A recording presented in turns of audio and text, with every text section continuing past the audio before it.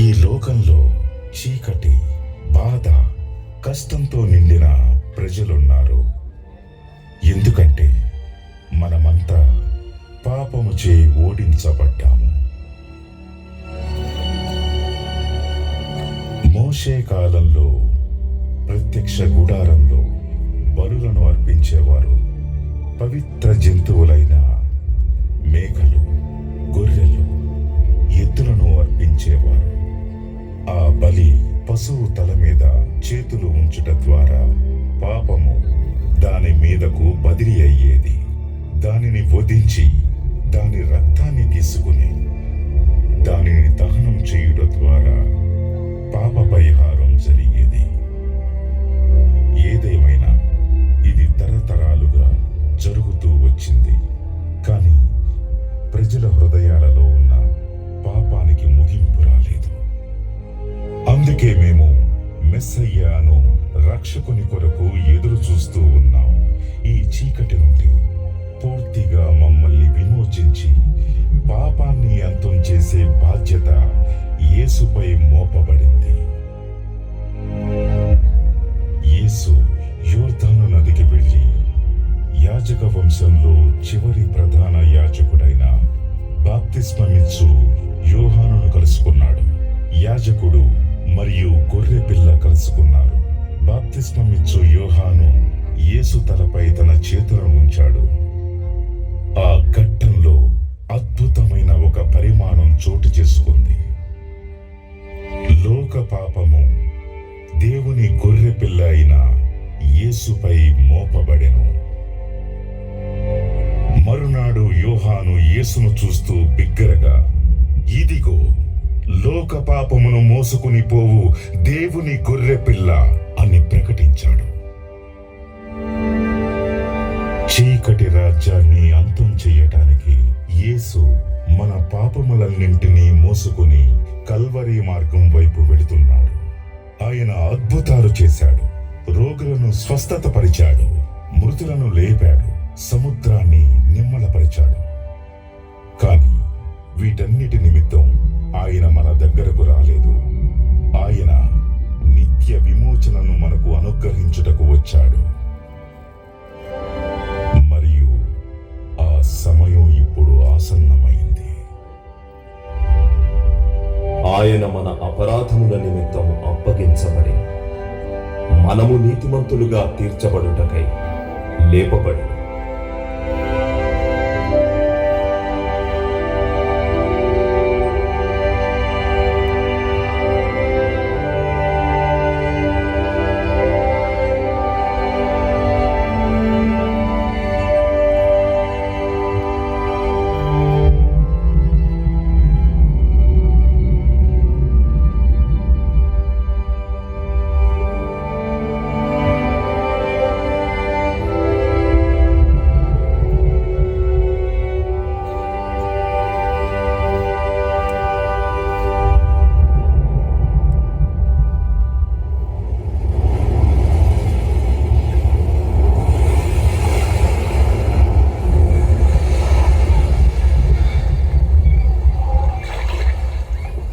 విషయమై దీనులైన వారు ధన్యులు. పరలోక రాజ్యం వారు దుఃఖపడువారు ధన్యులు. వారు ఓదార్చబడతారు.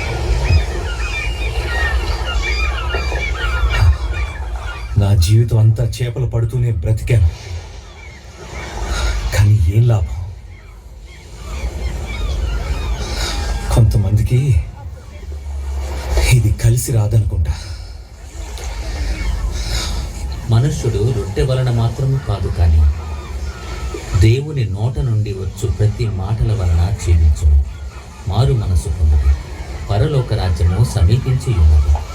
మాట వలన, దేవుని మాట వలన జీవించడమా? చూడండి, ఆయన పేతురు మావయ్య. యేసు ఒక క్షణం ఉండండి, మీకు బహుమతి తెస్తాను. నాకా?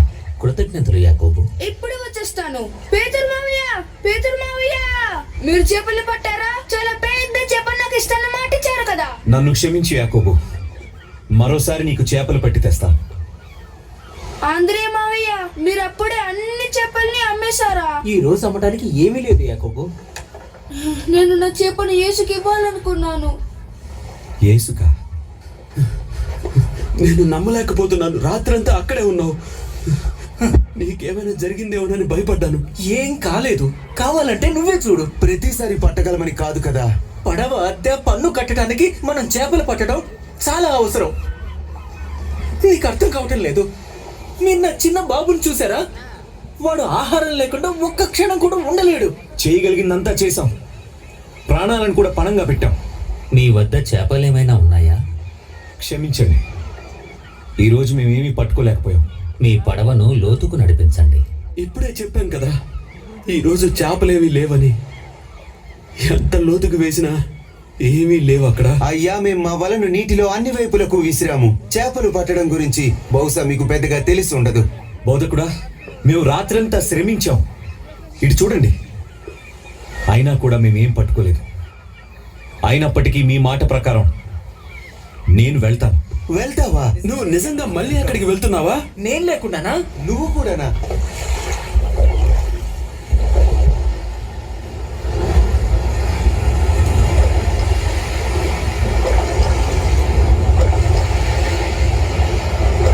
పేతురు, నీ వలను విసురు. సరే ప్రభువా, మీ మాట ప్రకారం.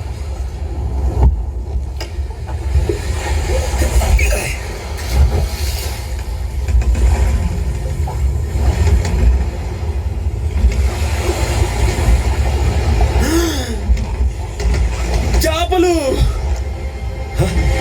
గట్టిగా లాగు. కాస్త వదులుగా పట్టుకో. తెగిపోయేలా ఉంది. జాగ్రత్త, గట్టిగా పట్టుకోండి.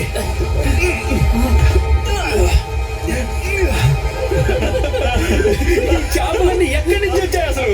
చూస్తుంటే గలీలియాలోని చేపలన్నీ ఇక్కడే పండగ చేసుకుంటున్నట్టున్నాయి.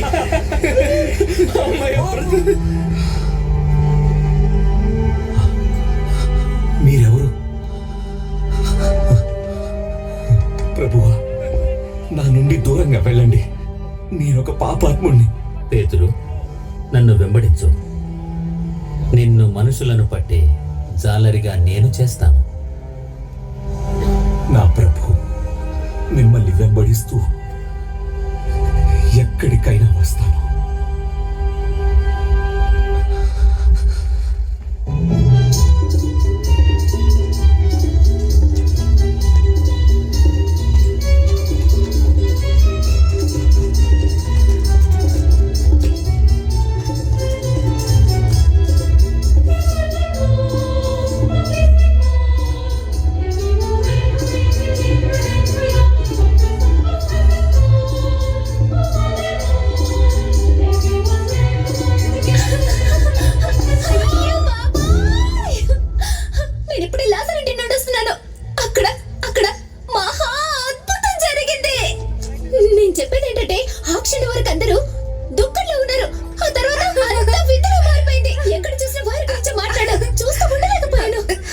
ఏది ఏమైనా మరియ మాత సంతోషంగా ఉండుంటారు.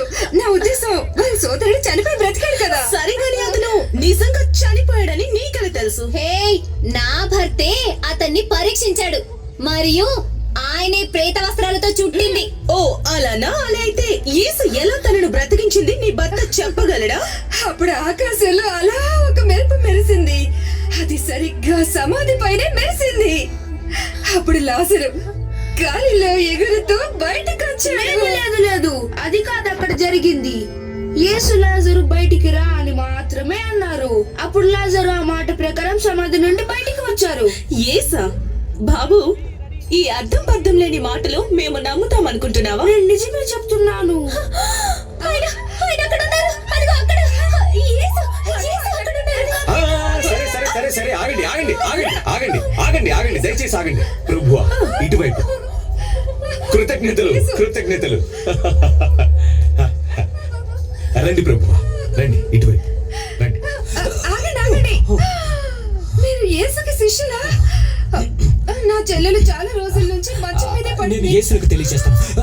కృతజ్ఞతలు, చాలా కృతజ్ఞతలు మీకు. చూడండి, మేము చేయగలిగినంత సహాయం చేస్తాం. దయచేసి యేసుకి ఈ విషయాన్ని నేను తెలియజేయండి. సహాయం చేస్తాను, కంగారు పడకండి. నా గురించి కూడా ఒక మాట చెప్పండి. ఓ తప్పకుండా, కంగారు కంగారు పడకండి, మీకు సహాయం చేస్తాను. మీ అందరికి యూదా, త్వరగా లోపలికి రా. సరే, నేను వస్తున్నాను. కృతజ్ఞతలు. వస్తున్నాను. ఆకలిగా ఉంది.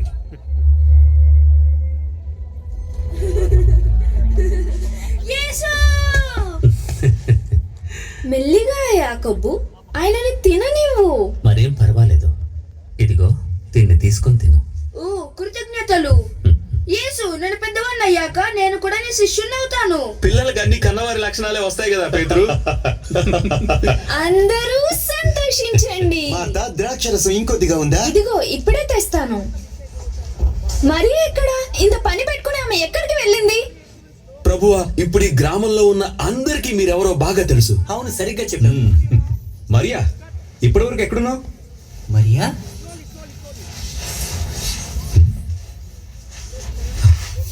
మరియా, మరియా, మరియా, నువ్వేం చేస్తున్నావు? అద్భుతమైన సువాసన. అది ఎంత ఖరీదైందో నీకు తెలుసా? నీకు మతిపోయిందా? ఎంతో విలువైన దాన్ని అలా పోస్తున్నావేంటి? ఆ విలువైన అత్తను అమ్మి పేదలకు ఆ డబ్బు ఇవ్వడం మంచిది కదా. ఎంత వృధా చేసావు? ఆమె తను మాత్రమే యేసుని ప్రేమిస్తున్నాను అనుకుంటుందా? మరియా, యేసు కోరుకునేది ఇది కాదు. దాన్ని నువ్వు వృధా చేస్తున్నట్టు కనిపించట్లేదా? యూదా, ఆమెనేమి అనుకో. నువ్వెందుకు ఆమెను ఇబ్బంది పెడుతున్నావు? ఆమె నా కొరకు మంచి పని చేసింది. ఆమె చేయగలిగింది ఆమె చేసింది. నా భూస్థాపన నిమిత్తము ఆమె ముందుగానే ఇలా చేసింది. మీరు దేని గురించి మాట్లాడుతున్నారు? సమాధి ఏంటి? అది ఎన్నటికీ సంభవించదు. ఇలా చూడండి, ఈ సువార్త ప్రకటించబడు ప్రతి చోట ఈ స్త్రీ చేసిన పని కూడా ఆమె జ్ఞాపకార్థంగా ప్రకటించబడుతూ ఉంటుంది.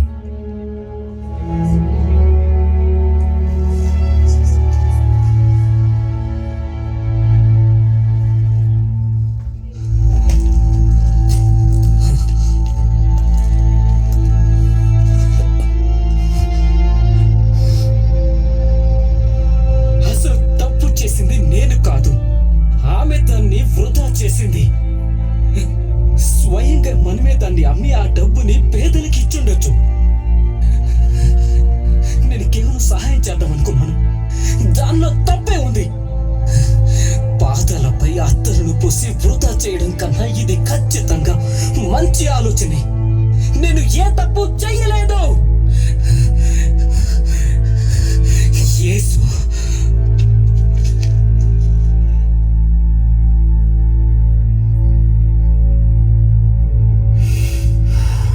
తాను నజరేతు నుండి వచ్చిన ప్రవక్తనని చెప్పుకుంటున్నాడు.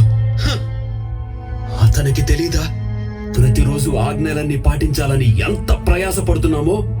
అతను ప్రజల్ని రెచ్చగొడుతున్నాడు, అంతా నాశనం చేస్తున్నాడు. అతను అద్భుతాలు చేస్తాడని విన్నా. పిచ్చి ప్రేలాపన. ఆ మనిషి సాతాను శక్తితో ప్రజల్ని మోసం చేయడానికి అన్నీ చేస్తున్నాడు.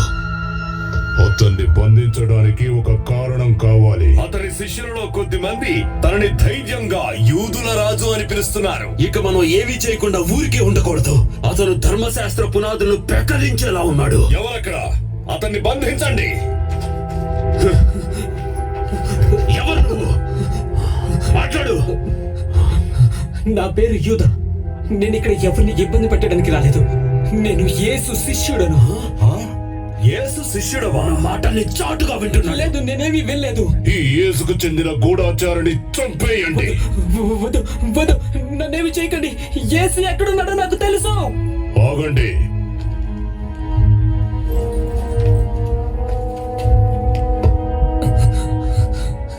నేను ఆయన దగ్గరికి మిమ్మల్ని తీసుకెళ్తాను. ఈ రాత్రికి అతన్ని తీసుకురండి. ఒకవేళ నువ్వు చెప్పేది నిజమైతే నిన్ను చంపకుండా వదిలేస్తా. కానీ అది అబద్ధమైతే నీ చావు ఈ పస్కా పండుగకు తథ్యం. తప్పకుండా తప్పకుండా ఈ రాత్రికి.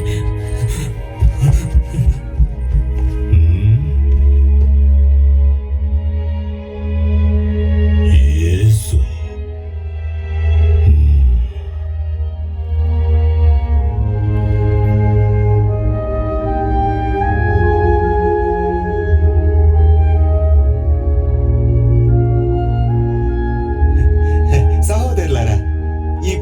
పండుగకు సంబంధించి ఒక ప్రత్యేకత ఉంది. అవును, నిజమే. ఇటువంటి పరిపూర్ణమైన చోట పరిపూర్ణమైన పస్కా. నేను ఎప్పటికీ ఆ రోజును మర్చిపోను. యేసు 5,000 మందికి ఆహారం ఇచ్చాడు. నేను ఎంత కంగారు పడ్డానో తెలుసా? కానీ అప్పుడు 2 చేపలు మళ్ళీ ఏదో 5 రొట్టెలతో ఉన్న ఒక అబ్బాయి కనిపించాడు. దానిని ఎలా మర్చిపోగలవు? మంచి పని చేసావు, మంచి పని చేసావు. ఇదిగో కాస్త ఈ రొట్టె తిను. సరే అందరూ వినండి. ఇప్పుడు ఇక నా వంతు. నీళ్ల మీద నడిస్తే ఆ అనుభూతి ఎలా ఉంటుందో మీలో ఎవరికైనా తెలుసా? మళ్ళీ నేను నడిచాను గలిలయ సముద్రంపై. నాకు గుర్తు, నేను నడిచావు. ఎన్ని అడుగులు నడిచావు నువ్వు? 2 అడుగులు. అవును. అప్పుడు యేసు నా చెయ్యి పట్టుకున్నాడు. అప్పుడు అర్థమైంది ఆయన నన్ను కాపాడాడని. ఆ రోజు నేను ఎన్నటికీ మర్చిపోలేను. మీ అందరితో కలిసి ఈ పస్కాను భుజించాలని నేను ఎంతగానో కోరుకున్నాను. నేను కూడా యేసు. మాకు కూడా. తీసుకోండి, తినండి. ఇదిగో ఇది నా శరీరము.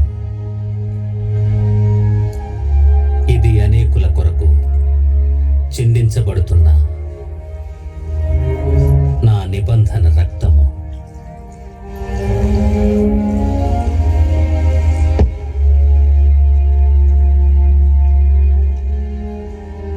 మీలో ఒకరు నన్ను అప్పగిస్తారు. నిన్ను అప్పగించడమా? మేమెలా నిన్ను అప్పగిస్తాం? అది ఏనాటికి నిజం కాదు. మేము నిన్ను ప్రతి చోట వెంబడిస్తూ మీతో కలిసి ఉన్నాం. అవును, ఎవరు అటువంటి పని చేస్తారు? అవును. ఎవరు? ఎవరు? యాకోబు. అది నువ్వే కదా? ఏం మాట్లాడుతున్నారు మీరు? నేను ఏనాటికి ఎలా చేయను? నేను సిలువ వేయబడతాను. మీరందరూ నా విషయమై అభ్యంతరపడతారు. ఏంటి? కానీ 3 రోజుల తరువాత నేను తిరిగి లేస్తాను. అప్పుడు మీకంటే ముందుగా గలిలయకు వెళ్తాను. ఏంటి ఈ రాత్ర? దానికి అర్థమే లేదు. మేమెందుకు నిన్ను విడిచిపెడతాము? మేమందరూ నిన్ను ఎంతగా ప్రేమిస్తున్నావు నీకు తెలీదా? అవును. నీ కొరకు నా ప్రాణమైనా ఇస్తాను. మేమందరం కూడా. నా నిమిత్తం నీ ప్రాణం ఇస్తావా పేతురు? కోడి కుయ్యక ముందే నన్నెరుగునని ముమ్మారు చెప్తావు. అలా ఎన్నటికీ జరగదు. నీతో చనిపోవాల్సి వచ్చినను నిన్ను ఎన్నడూ విడువను ప్రభు. మేము కూడా. ఈ రాత్రికి మనమందరం గెత్సేమనికి వెళ్ళి ప్రార్థన చేద్దాం.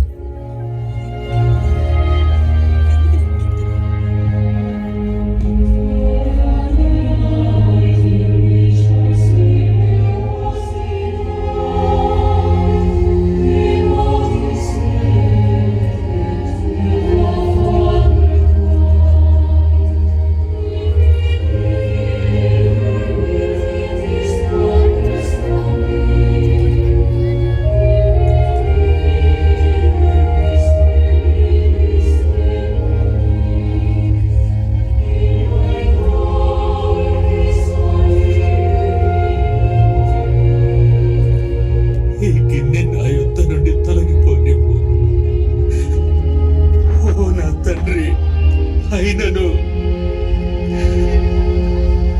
నా ఇష్ట ప్రకారం కాదు, నీ చిత్త ప్రకారమే కాని.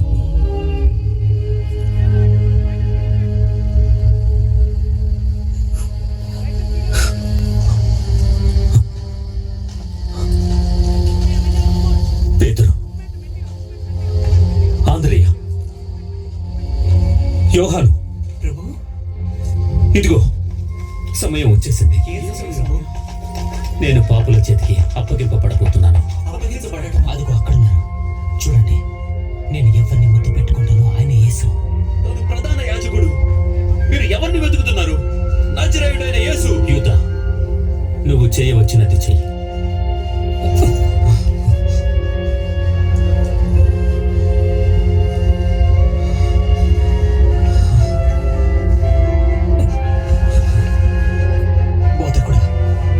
ఏం జరుగుతుంది? ఆయన్ను బంధించండి. యూదా, నువ్వు ఇది చేశావా? ఆయనతో కలిసి చావాలనుకుంటావా? దయచేసి ఆయన విడిచిపెట్టండి. ఆయన ఏ తప్పు చేయలేదు. వెళ్దాం పదండి.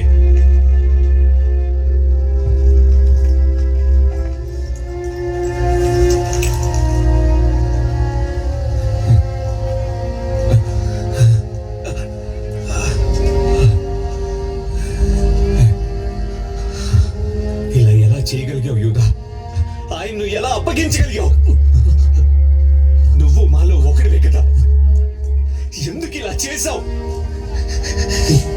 కొన్ని డబ్బుల కోసమా? దుర్మార్గుడా! ప్రభు, ప్రభు, నేను ఏం తప్పు చేశాను?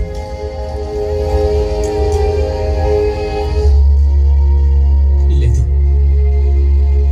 లేదు, నేనే తప్పు చేయలేదు. కాదు కాదు కాదు,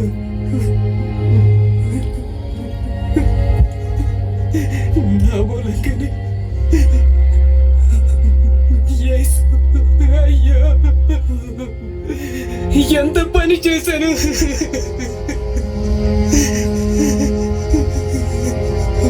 యేసు,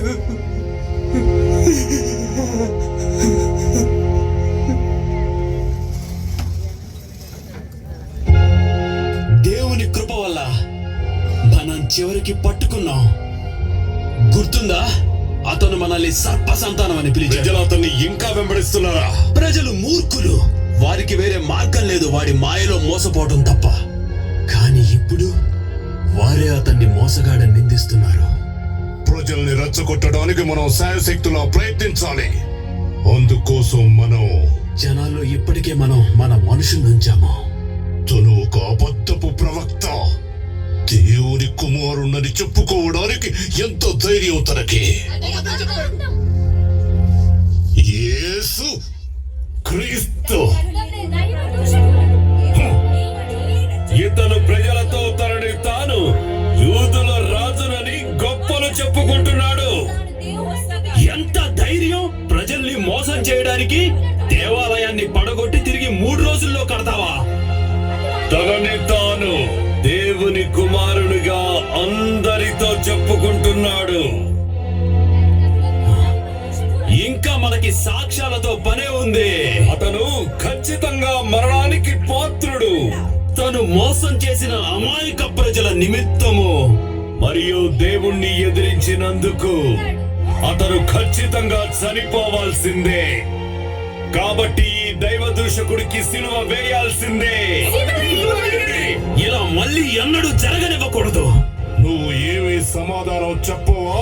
ఏమంటావు? నువ్వు దేవుని కుమారుడవైన క్రీస్తువా?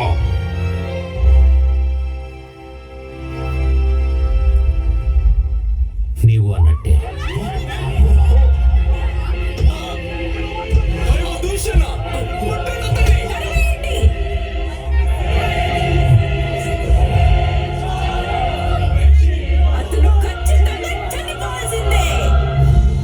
దైవ దూషకుడు ఇతన్ని తప్పకుండా శిక్షించి తీరాల్సిందే. తీసుకుపోండి.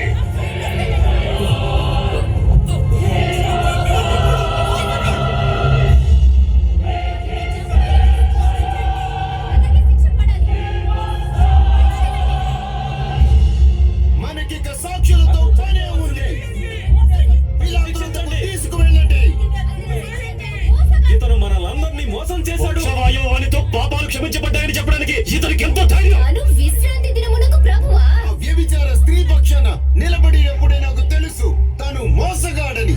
సిలువ వేయండి అతన్ని. సిలువ వేయండి అతన్ని. సిలువ వేయండి అతన్ని. సిలువ వేయండి. అతన్ని చంపండి. సిలువ వేయండి అతన్ని.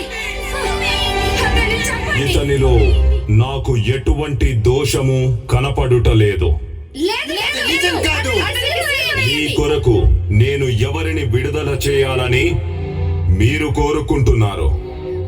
ఈ బందిపోటైన బరబ్బానా, లేక యూదుల రాజుగా పిలువబడుతున్న క్రీస్తు యేసునా? బరబ్బా కావాలి. బరబ్బను మాకు ఇవ్వండి. ఈ యూదుల రాజుని మీరు ఏం చేయాలని కోరుకుంటున్నారు? సిలువ వేయండి అతన్ని. అతన్ని సిలువ వేయండి. అతన్ని సిలువ వేయండి. అతన్ని సిలువ వేయండి.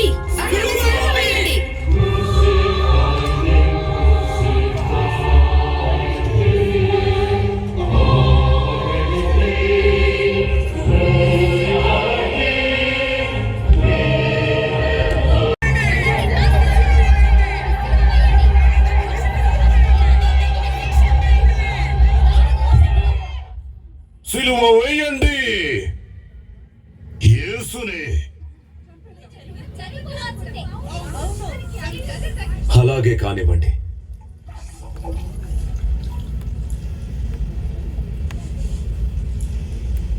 ఇతన్ని సిలువ వేయండి.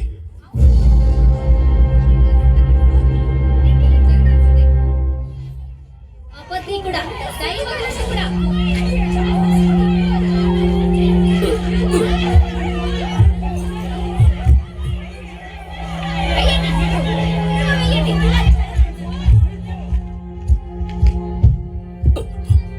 పిలాతు ఆజ్ఞ ప్రకారం ఈ నేరస్తుడు శిక్షార్హుడు, శిక్షింపబడాల్సిందే.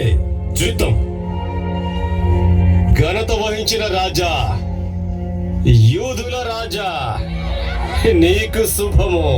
జై హో యూదుల రాజా. నువ్వు రాజువైతే మరి నీ రాజభవనం ఎక్కడా? నీ కిరీటం సంగతి ఏంటి? ఆగు, నేను తెచ్చానుగా.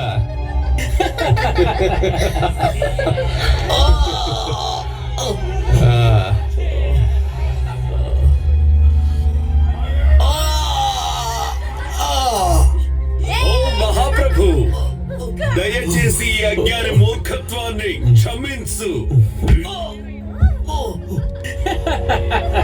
కొట్టండి.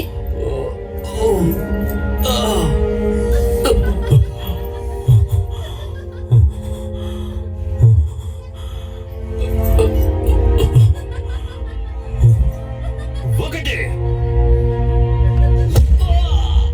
రెండు, మూడు, నాలుగు, ఐదు, ఆరు, ఏడు, ఎనిమిది, తొమ్మిది, దేవుని కుమారుడివైతే నిన్ను నీవు విడిపించుకో. పది, 11, 12, ఇప్పుడు దేవుని ఉగ్రత నీపై ఉంది. 13, 14, 15, 16. అతనికి ఇలాగే జరగాలి. కొట్టండి. తప్పకుండా. ఏయ్, నాకు నువ్వు తెలుసు. నువ్వు యేసు శిష్యుల్లో ఒకడివి కదా. కాదు, నేను కాదు. కానివ్వండి.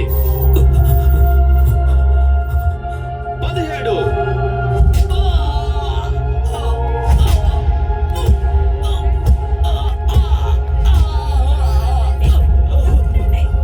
చాలు, ఇంకా తీసుకెళ్ళండి.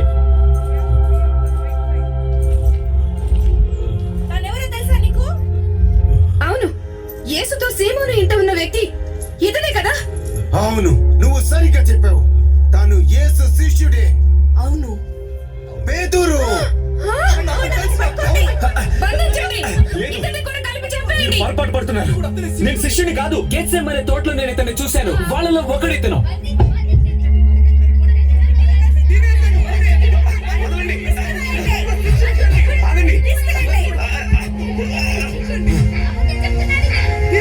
దేవుడి మీదొట్టు, అతను ఎవరో నాకు తెలియని కూడా తెలీదు.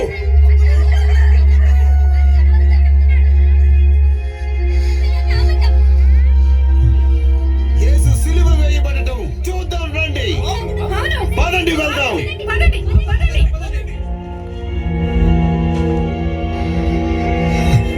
నేను ప్రమాణం చేశాను, కానీ ఇప్పుడు ఏం చేశానో చూడు.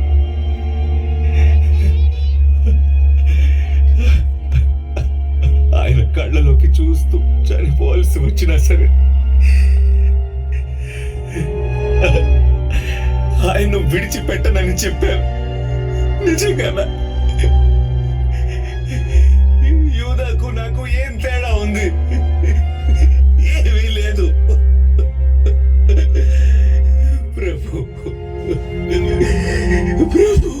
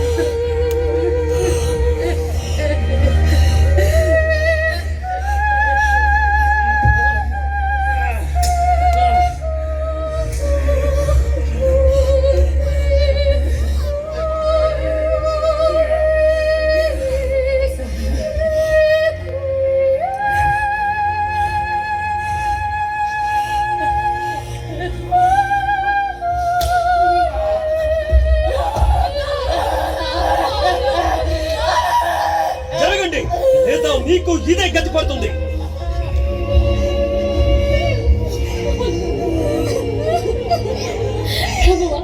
దయచేసి నీటిని తాగండి. దారి నుండి తప్పుకో. పక్కకి తప్పుకోమన్నానా?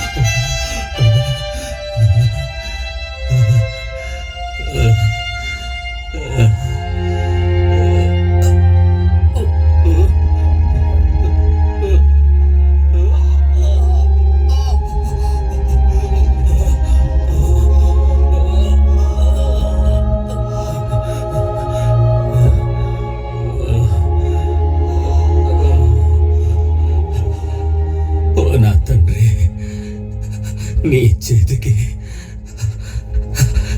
నా ఆత్మను అప్పగిస్తున్నాను.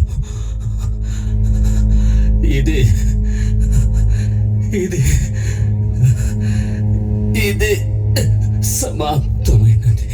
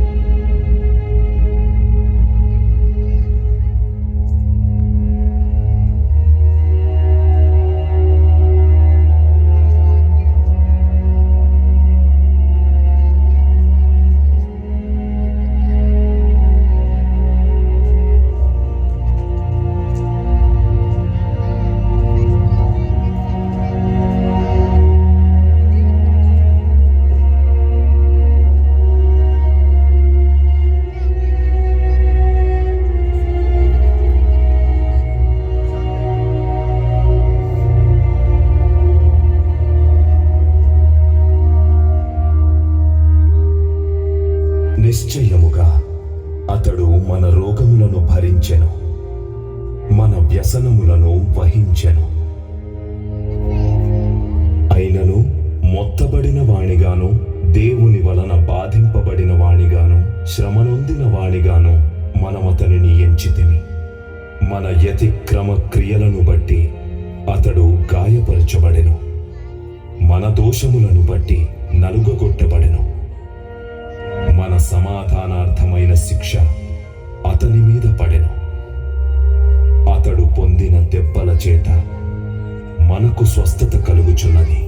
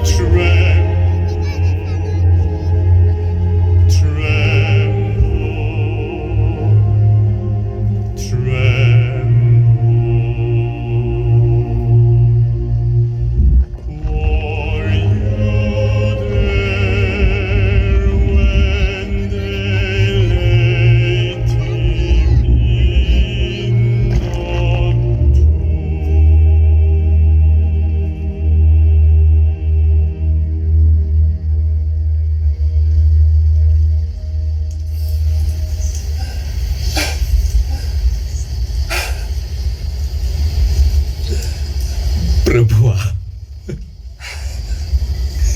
నేను నిన్ను తృణీకరించాను.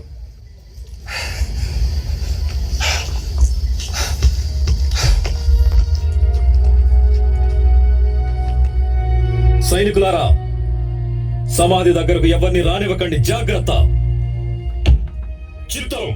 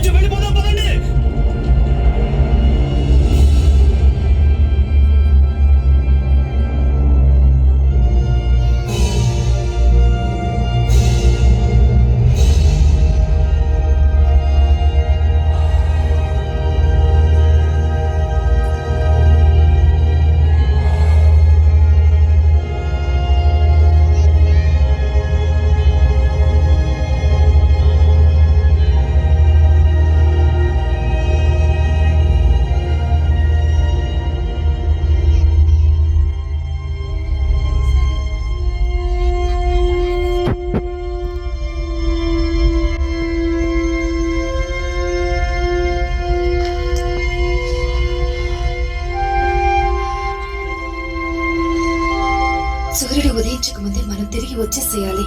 ఆయనకి సరైన విధంగా సమాధి చేయడానికి కూడా మనకు అవకాశం లేకుండా పోయింది. మనం చేయగలిగిందంతా చేద్దాం, కానీ సమాధి ముందున్న రాయిని పక్కకు తరలించడం ఎలా? దేవా, దయచేసి మాకు సహాయం చేయి. సమాధి సమాధి తెరవబడి ఉంది.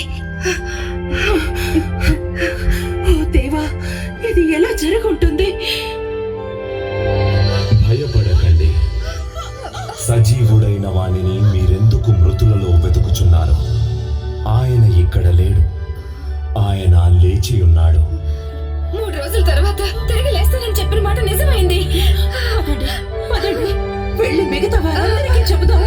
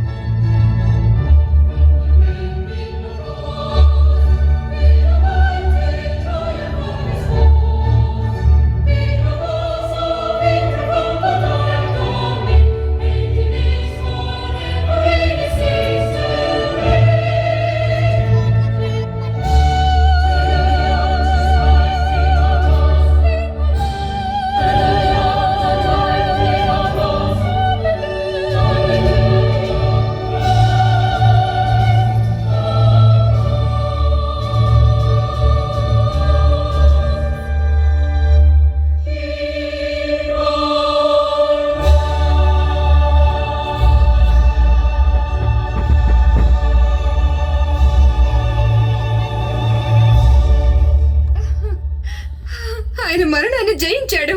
ఆయన నిజంగా దేవుని కుమారుడు. మనం ఈ సువార్తను అందరికీ చెప్పాలి. తొందరగా వెళ్దాం, పదండి.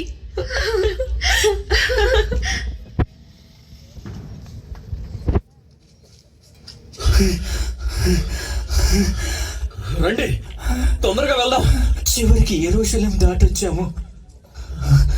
కాసేపు విశ్రాంతి తీసుకుందాం. నేను అలసిపోయాను. మనం ఇప్పుడు ఏం చేద్దాం? మనం ఏం చేద్దాం అంటావేంటి? మనం ఎమ్మవుకి తిరిగి వెళ్ళాలి. అక్కడేం చేస్తాం? నాకు తెలియదు. అంతా కూడా ఇంత త్వరగా అలా ఎలా ముగిసిపోయింది. తప్పిద్దాం. ఇప్పుడు ఆయన చనిపోయాడు, అంతా అయిపోయింది. నీకు అది కనిపించడం లేదా? అదంతా ముగిసిపోయింది.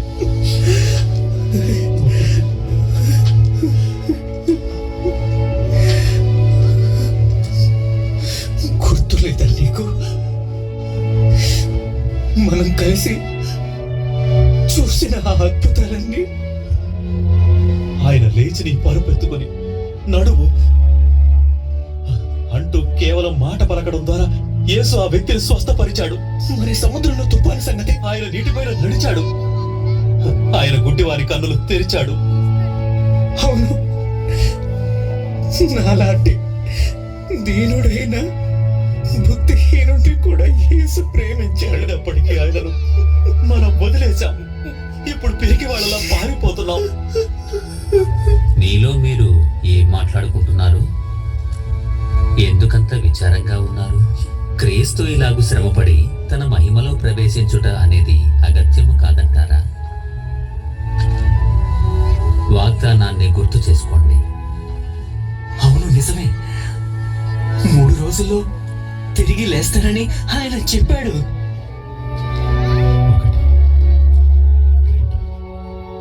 ఈ రోజే 3వ రోజు. అవును, అయితే యేసు సజీవుడే వస్తాడు. అది మన ప్రభువే. ఆగు, గలిలియా. ఆయన చెప్పాడు, ఆయన గలిలియాకు వెళ్తానని చెప్పాడు. మరింకా దేనికోసం ఎదురు చూస్తున్నావు? రా అటువైపు అటువైపు.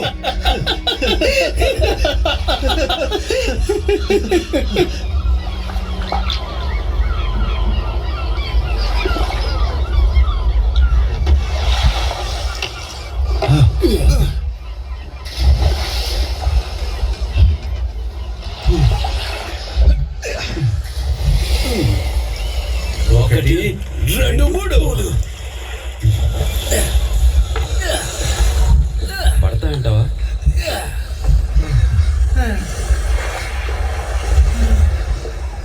ఒకటి రెండు మూడు.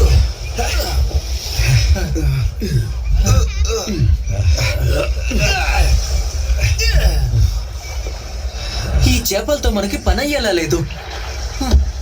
ఏమైనా చేపలు పట్టారా? ఇదిగో కనపడట్లేదా? ఇప్పుడు మీరు మీ వలని దోణికి కుడి పక్కన వేయండి, అప్పుడు మీకు దొరుకుతాయి. ఏం మాట్లాడుతున్నాడు ఆయన? కుడివైపా? నువ్వు ధోనిను ఇటువైపు నడిపితే ఇది కుడివైపు అవుతుంది. అవును. నువ్వు ఇటువైపు నడిపితే ఇటు కుడివైపు అవుతుంది. అవును. ఏదైనా ఒకటే కదా. అవును. సరే కానీ మనం పోగొట్టుకోవటానికట్టు ఇంకేమీ లేదు కదా. సరిగ్గా చెప్పావు. అయితే వేద్దామా? సిద్ధమా? ఒకటి రెండు మూడు.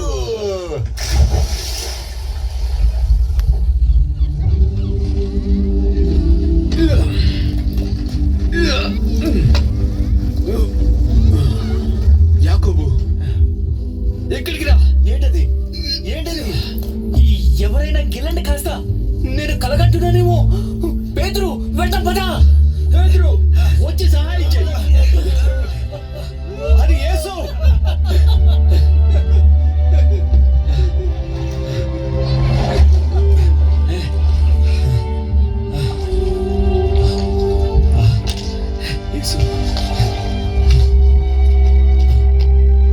పేతురు, యేసు. ప్రభువా, ఇది నిజంగా నువ్వేనా? ఎన్నడూ నిన్ను తృణీకరించనని ఒట్టు పెట్టాను. పేతురు, యోహాను కుమారుడా, వీరికంటే నువ్వు నన్ను ఎక్కువగా ప్రేమిస్తున్నావా? అవును ప్రభువా, ప్రేమిస్తున్నాను. పేతురు, యోహాను కుమారుడా, వీరికంటే నువ్వు నన్ను ఎక్కువగా ప్రేమిస్తున్నావా? ప్రభువా, నువ్వు సమస్తము ఎరిగిన వాడవు. నేను నిన్ను ప్రేమిస్తున్నానని నీవే ఎరుగుదు. అయితే నా గొర్రె పిల్లలని మీకు అలాగే ప్రభు, అలాగే.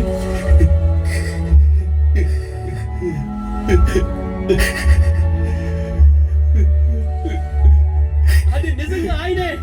ఆంద్రేయ, యోహాను, నిన్ను చూడాలని ఎంతో పరితపించాను. యేసు తిరిగి లేచాడు.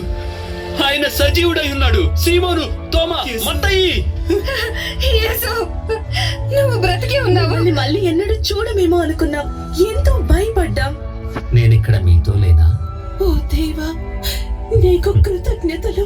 యేసు, యేసు, ఇదిగో నా బహుమతి. నువ్వు నాకు చాలా ఇష్టం యేసయ్యా. యేసు, యేసు, నన్ను క్షమించు. నేను నిన్ను వదిలి పారిపోయాను. యాకోబు, నీ బలహీనతల తప్పుల నిమిత్తము సిలువపై నేను శ్రమను అనుభవించలేదా? అవును ప్రభు. భూదిగంతముల వరకు సదాకాలము నేను మీకు తోడుగా ఉంటాను.